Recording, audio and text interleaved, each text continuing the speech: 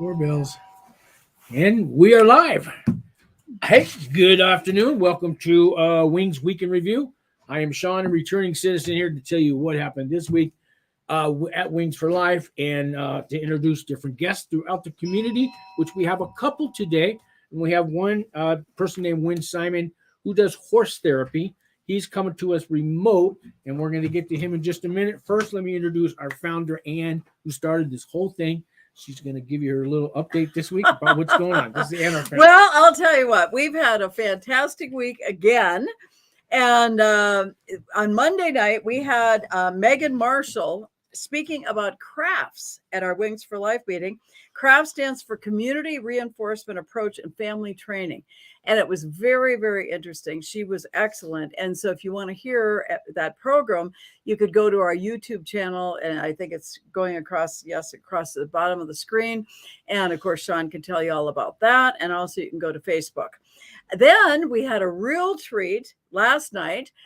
We were invited to the dress rehearsal of a very special ballet that was done out here in New Mexico. And it's called Sacred Journeys 3. And a very, very famous New Mexican Native American from the Taos Pueblo, Robert Maribel, who plays all kinds of Native American instruments and is just absolutely incredible. And then the ballet team from Festival Ballet Albuquerque did this incredible show. And we had 80 guests that were invited to go free of charge for the dress rehearsal. So that was a really nice treat. And some of the kids, I especially like their comments, and they draw little pictures, and it's the most precious thing. And we've had some of our younger children that came to this go to ballet. What is ballet? They had never even heard of it for the first time. And now they are, years later, ballerinas and doing really well. So that's always so special to introduce people to things that otherwise they couldn't afford, because a normal ticket for this runs anywhere $20 to $50. And a lot of our folks don't have money for that. So anyway, that was a very special treat. And then, of course, on Monday night, we are going to learn about medication-assisted treatment, the myths and the facts. So we had a lot of people coming in and out of our door here. If you're hearing doorbells, that means they're coming into our office. Sometimes. Yeah, we're busy around here. But the myths and facts about it. And I think that's going to be very interesting because I know the myths, but I don't know the facts. Well, the facts and about Suboxone and some of these different treatments. And so I think this is going to be really good. So that'll be Monday night, 6:00 Mountain Time. Now, I had the greatest joy today. I got a phone call about 2 hours ago that a dear friend of mine that I have known for many years that does prison ministry, Art Hallett, and his wife were driving through on I-40 coming through Albuquerque to go to California. Right. And so who should walk into our office 4 minutes ago but Art? So Art, tell our listeners about the ministry that you do, what you're going to do out in California. This is so exciting. Well, we are, my wife and I are on a 2-month journey following up on some of the prisons that we have in several states. We're now ministering in 44 states, and we're moving towards all 50 states. Wow, yay. And so we want to follow up over the next 2 months. We're following up in this area. So we're headed towards our first prison is going to be Folsom. And then we'll do 2 services at Folsom on one day, and then a service at Vacaville or Solano the same day. And then again at Folsom on Mother's Day. We'll be ministering on Mother's Day, 2 services at 2 different yards, and then back to Vacaville again on Tuesday. And then we've got some federal prisons in Oregon, Portland. So we're going to Sheridan, going to Sheridan. Then we'll leave Sheridan. We'll go to Idaho, from Idaho to Salt Lake City to Colorado, from Colorado to Oklahoma, or Nebraska, Oklahoma, and then to Texas, then to Texas. So that's our trip now. And now tell everybody what you do. I am the National Director of Prison Ministries for Evangelism Explosion International. And our primary ministry is equipping the incarcerated to be able to share the gospel, to connect with people, to train others how to communicate why they believe what they believe, and also incorporate it in our tool, which is a college accredited tool.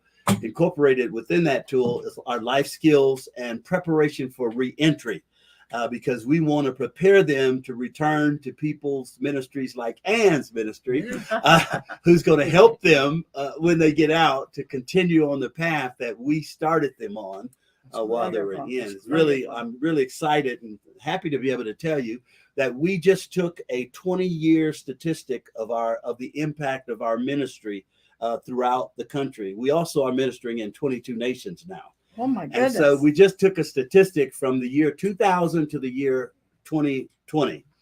And in the 20 years, and just in those 20 years, we've trained more than 10,000 men and women. Wow. And out of the 10,000 that have been trained through our curriculum, more than 9,000 have been released.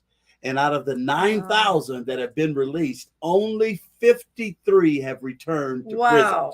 That's a 0.5% recidivism oh rate. My gosh, I always tell people, fabulous. Jesus said, if you don't believe what I'm telling you, he said, believe in the miracles. That's why when you said you've experienced a miracle. I have. And we are experiencing miracles with the hand of God upon our ministries. Oh my That's why we're doing what we do. It's great. You do federal and state. Oh yeah, we do. I love Jails, local jails, Jails, anything all dealing those with people need- incarceration. Oh man, that's You know, and you and I met through a collaboration. Yes, Operation Starting Line. That's right. Through Prison Fellowship. Right. There was about 50 of us at one Yeah. time.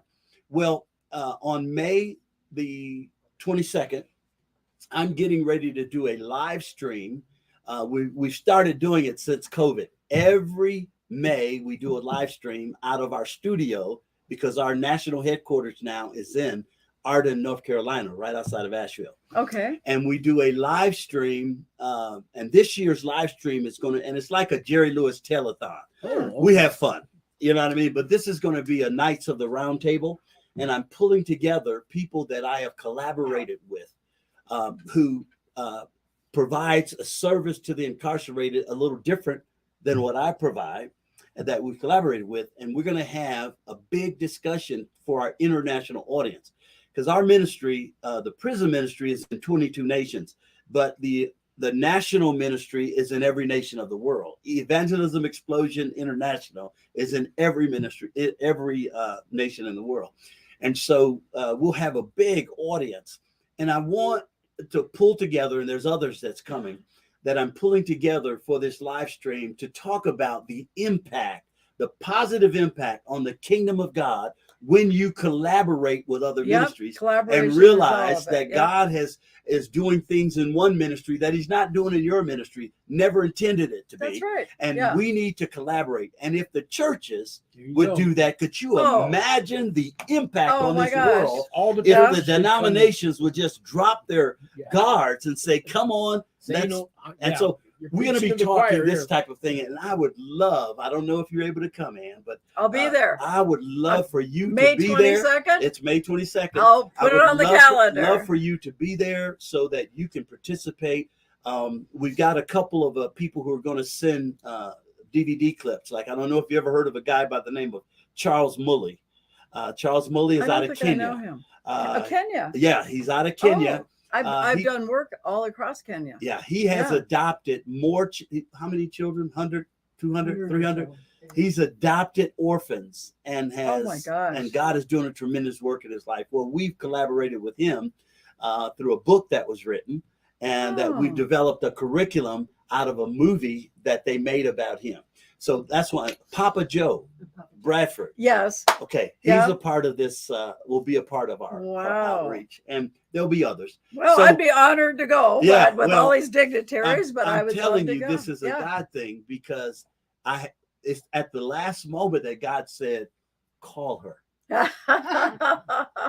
I'm following you all the time because I'm on your mailing list. Oh, you are? So we're praying for you. We're following you. We need those prayers. I will get your information and I'll put it under the link of these videos because these will replay forever. Great. So we'll do that. I'll make sure you get that. And so I don't want to take up too much of your time, but we'll just remind them to be there on May 22nd, Sunday night, May 22nd. Okay. We'll kick off at 6:00. we got to get you there a little bit earlier because we could actually do a run through and stuff Oh, like sure. that. Yeah. And Is there maybe a phone number you want to give out to anybody right now or anything? well, if they would like to see what we do, just go to our website, www.prisonee, that's 2e's.org, prisonee.org, and you can read all about it. And I'll post it underneath this video later on Okay. this afternoon. So, Yeah. so But everybody thank can you get it. for giving me an opportunity to just shout out to Oh, your yay. your This supporters this and, is Thank you very much. wonderful. Thank you very much. So I'm going to go too, because I know we have another guest, but you know, we always have great things happening at Wings Week in Review. And today we have a special birthday boy right here. Yes. Shall we we sing? do. Yep. Happy birthday birthday to you. Happy birthday to you. Happy birthday, dear Sean. Happy birthday to you. Hey! You haven't been sung to on your birthday on a podcast before. Live too, man. It's great to be 39. All right, hey, me too. I like that. So anyway, everybody, thanks. Now you'll be back to Sean and our great guest today. So thank you. We're just so happy you're joining us. Real quick, Simon, I'm going to bring you on here. Let me just say hi to a couple people. Mariah, good afternoon. And Kathy D says hello. And Kathy D said happy birthday. Thank you. And let's get Simon. Can you hear me, Simon? I'm I can. Mr. Simon. Can you hear me okay? I can hear you. Good, good. So this is our other guest. I'm introducing you now. Wayne, I don't know if I can't see you, but so you're from WT Equestrian. I don't know if I said that right. Equestrian? Equestrian. Yeah, I got tongue twisted there. So okay. maybe you can introduce yourself and let everybody know what you're all about. And I got a few questions, but I know you got a lot to talk about.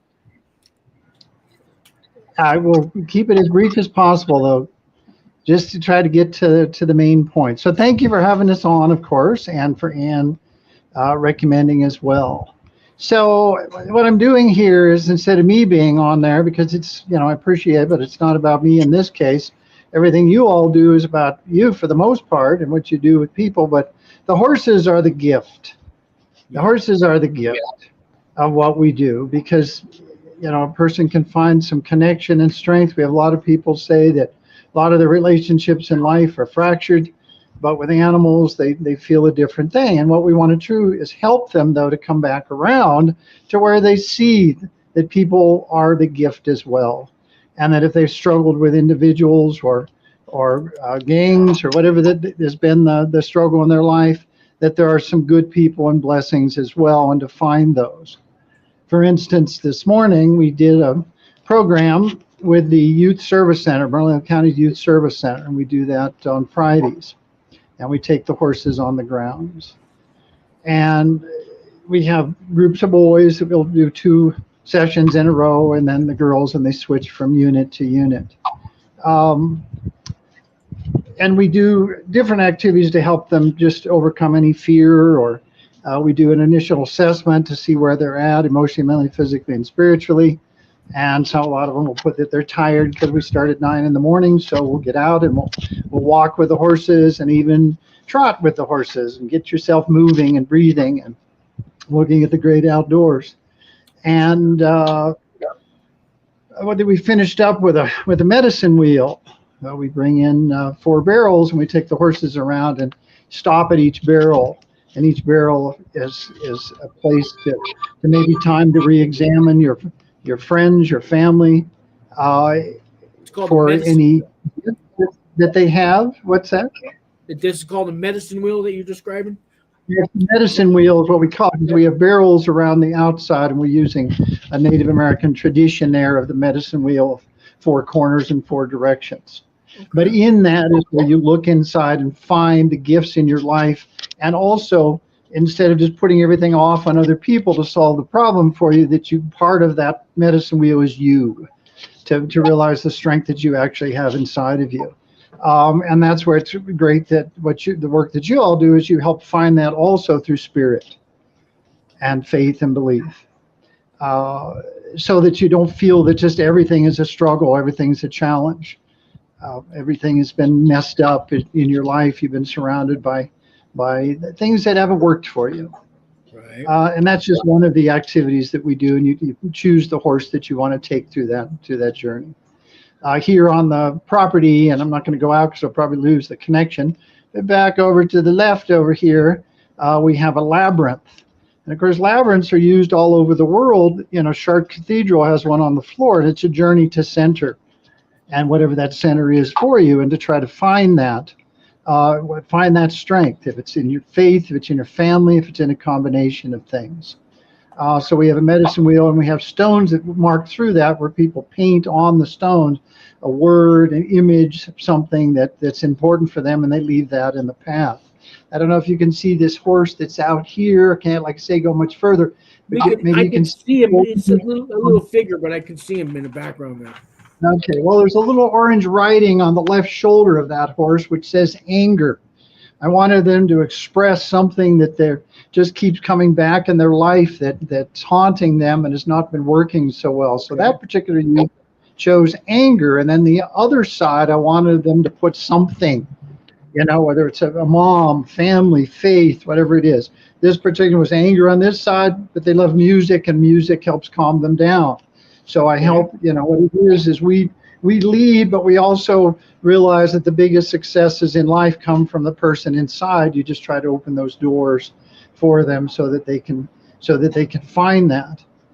So is it true that horses can sense our anger, our loneliness, our depression, they can feel this, right? Coming from us, right? Well, I always say yes, no, and maybe. Being a prey animal and we're a predator, yes, if you come in and you're, putting off some energy that's rather aggressive or challenged, they may address that in a fearful way, but more than likely they won't. I've been doing this almost 20 years now, and one of the horses in the back there, the very back here, is a thoroughbred, big brown thoroughbred. She's been with me for 20 years. I got her off the racetrack when they blew a leg out in a qualifier, and and Terri. Uh-oh. I think your connection went off. Let's see if he comes back.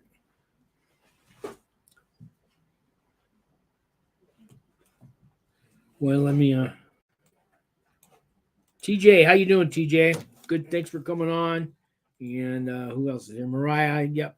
Thank you, Mariah. I'm waiting for our connection though. He's just outside of town. He's calling me right now. So they're having a bad connection. Hello? Oh, your power went out. That's okay.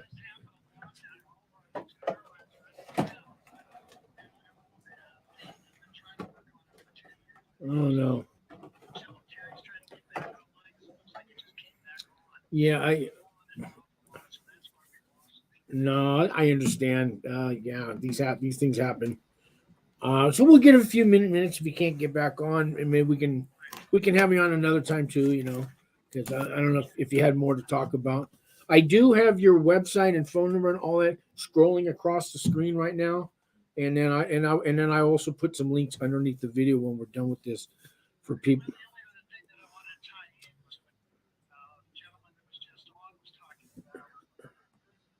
Okay. Tomorrow starts our grant that we got from Overwatch, specifically for veterans, and we work with Veterans Court for veterans that have been arrested for different things, and they come down here to be with the horses. So we're starting a new workshop for them. I've done that for quite a few years as well. So veterans, the youth at the detention center, we work with Crossroads for Women, the various halfway houses to help them get integrated. And the piece I wanted to mention too is I got a award from the state of New Mexico for the program I designed back in 2017 that ties in Substance Abuse Mental Health Service Administration's 8 dimensions of wellness that include spirit and social, intellectual, environmental, occupational, physical, all that, and tie it into care for a horse, the expenses financially of what it's like to take care of a horse. So when you get back in society, what is it going to be like to cover housing and all the stuff? Oh, sure. That's a lot. To help them with resources, MFA and some of the housing resources that we have as well. We help them tie into. So I was hoping to get into that part, but yeah, we've lost power. Okay, I have you on speakerphone on live on the show on the speakerphone, but great. Okay. So they've heard all that. So yeah, the main thing there is we try to tie in as many things as we can through that relationship with the horse, and what does that mean for your relationships in life, and trying to find some better choices. And if things haven't been working, what's something that we can do different? If you come out and the horse is not in the right place, what can you do to help the horse? Okay. As you asked me about the horses, well, they're just like they're sentient beings. Yeah, they have feelings too. Yeah. They have feelings too. They've all been abused, neglected to some degree. And we've rescued them and put them in the program because they're perfect for that. And then the people come out based on the stories and horses they observe, they understand, and then they choose the horse they want to take the journey through the program with. And it's a multitude of things. It's not even a riding program. It's the relationship of the horse and what you learn about that in the process to understand to begin with. Part of the award I got too is the thing I developed called the 5 Accords, and it begins with understanding the horse and how you come together and you create things together. You always ask, you don't demand. Because so many relationships we have, including with animals, people start immediately jump in and try to control the horse. You got to show the horse who is boss. Well, yes, no, maybe again, is the way I always say. Right. Yeah, they're herd animals. They have alphas and stuff. And if you're not going to be a leader, they will crowd you. But it's how you do it. You leave the ego at the door. You don't come in at the gate. You don't bring it in here. And you establish that relationship where the horse then respects you because through your demeanor and setting appropriate boundaries and being assertive, not aggressive, the horse will follow you. I have a thing called join up that I do. And you go in and you just ask with your hands for the horse to move around with you. And then you actually kneel down in the center of the arena. The horse will turn and they will come into you. Put their head right where your head is. You stand up, you walk out. You don't even lean in lead rope, and the horse will follow you out. And it's a powerful experience and activity that we do for folks to see that not everything is done through control. The horses move at liberty. I very seldomly use a halter. Oh, great. And we do not tie them up. You do not tie a horse up. You don't need to. If you go through the relationship and do it properly, they will follow you everywhere. Oh. And that's what I was hoping to show everybody today. But yeah, that would see. That's news to me. Windy, so. You do not tie a horse up. So I didn't know that. You shouldn't have to. What I love too is immediately I'm hanging on the rear of the horse as I'm asking, what's the thing everybody always says you should never do? And they always say, you should never stand by the rear of the horse. I say, like this. Oh. And then I'll ask them, I'll say, well, why do you think I can do that? Am I paying attention, though, to the horse? Because the horse might not necessarily want me there that day. Maybe they have a pain, a kick, whatever, from another horse. Their ears and their demeanor will tell you. Okay. As well as your experience there. You come gently. You don't move into their space without notifying that you're there. And you can be in that space, and you should always be able to be there. Otherwise, your relationship is not one of trust. It's one of control.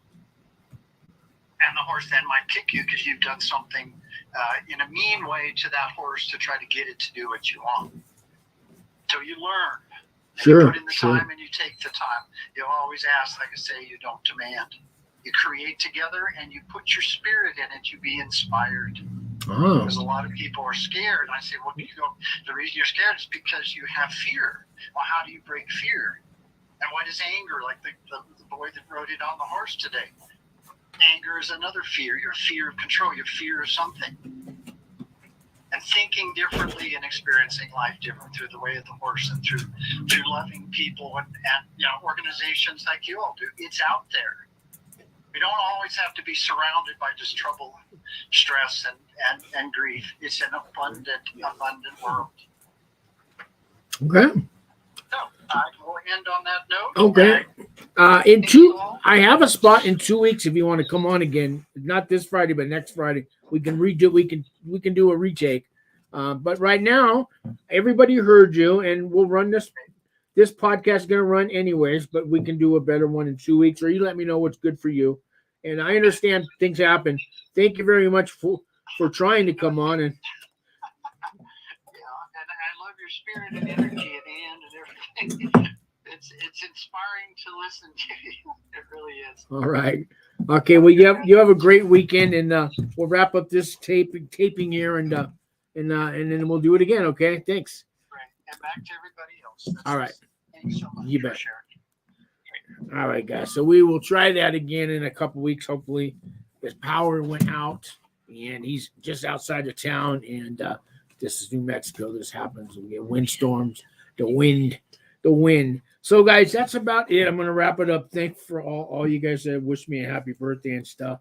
And we will see you next week. I have Raymond from Liberia coming on. He does the Wings for Life international part. So he runs the Wings for Life in Liberia. And Raymond, what is his last name? Raymond Balabambo. Balabambo. And he's coming on. He's going to be live remotely, but live in Liberia. And he will be here next week. So don't miss that. That's the same bat time, the same bat channel. We'll see you then. Bye.